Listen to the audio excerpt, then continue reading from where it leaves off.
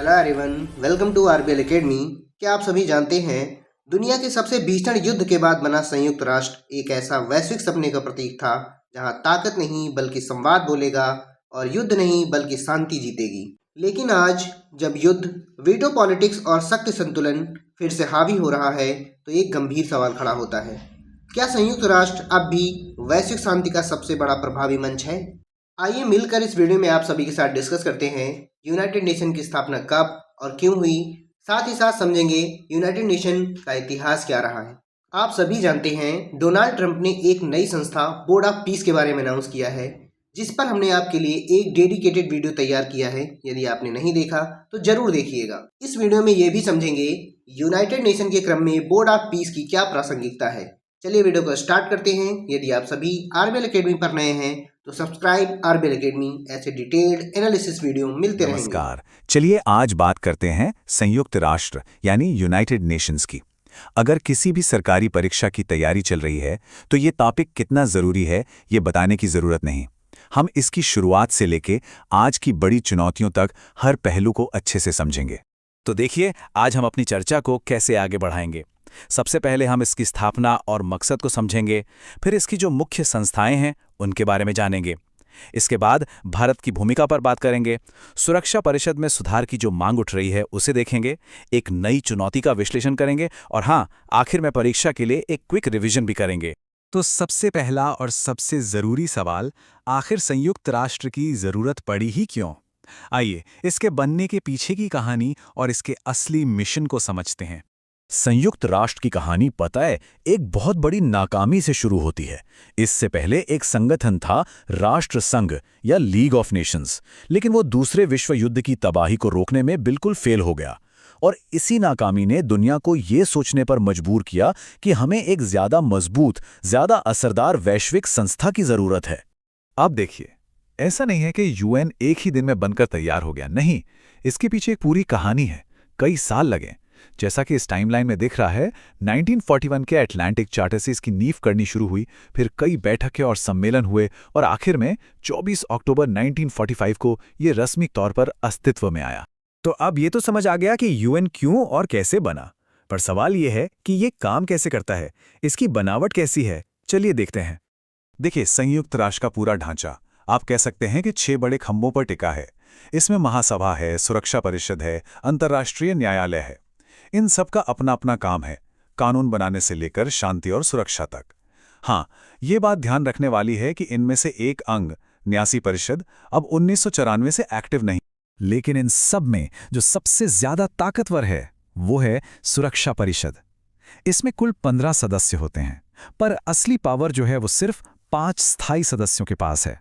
इन्हें P5 कहते हैं और आज की दुनिया की राजनीति का सारा खेल यहीं से तय होता है।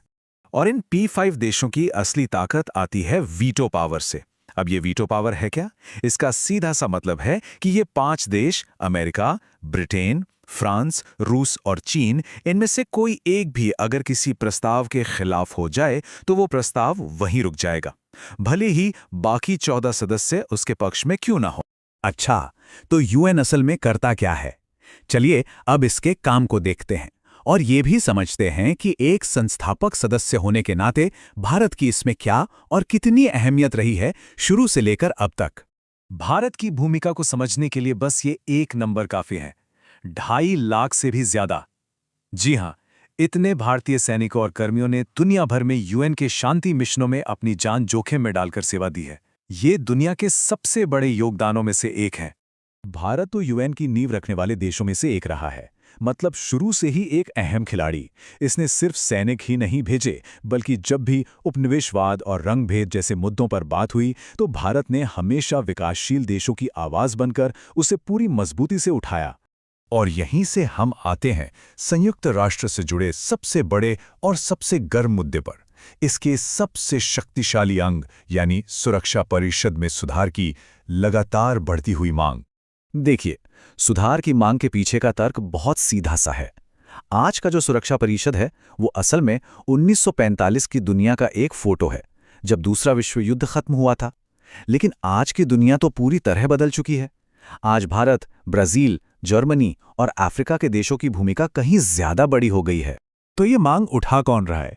इसमें सबसे आगे हैं G4 देश, यानी भारत, जर्मनी, जापान और ब्राजील, और साथ ही पूरा अफ्रीकी महाद्वीप।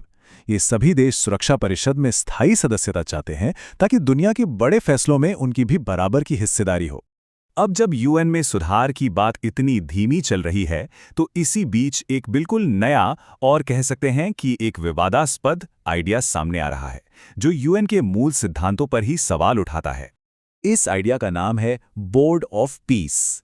सोचिए, एक ऐसी वैश्विक संस्था जहां ताकत राजनीतिक नहीं बल्कि आर्थिक होगी। मतलब जो देश जितना ज्यादा पैसा देगा, दुनिया में उसकी उतनी ही सुनी जाएगी। और इस मॉडल में पावर खरीदने की कीमत क्या होगी? एक स्थायी सीट और वीटो जैसी पावर पाने के लिए देने होंगे $1 अरब का सदस्यता शुल्क। ये टेबल देखिए, इससे पूरी तस्वीर साफ हो जाती है। एक तरफ है यूएन, जहां सिद्धांत यह है कि हर देश बराबर है, चाहे वो छोटा हो या बड़ा। और दूसरी तरफ है ये बोर्ड ऑफ पीस, जहां सीधा सा हिसाब है, जिसकी जेब में जितना पैसा उसकी उतनी ताकत। ये वैश्विक शासन के दो बिल्कुल अलग रास्ते हैं। जो लोग इसकी आलोचना कर रहे हैं, उनका कहना है कि ये तो पूरी अंतर्राष्ट्रीय कूटनीति को एक बिजनेस डील बना देगा। इसे वो ट्रांजैक्शनल डिप्लोमेसी कह रहे हैं, और इसका सीधा असर ये होगा कि गरीब और विकासशील देश दुनिया के बड़े फैसलों से पूरी तरह बाहर हो जाएंगे। चलिए अब फटाफट वो सारे जरूरी पॉइंट्स देख लेते हैं जो एग्जाम में सीधे सीधे पूछे जा सकते हैं। एक क्विक रिवीजन करते हैं।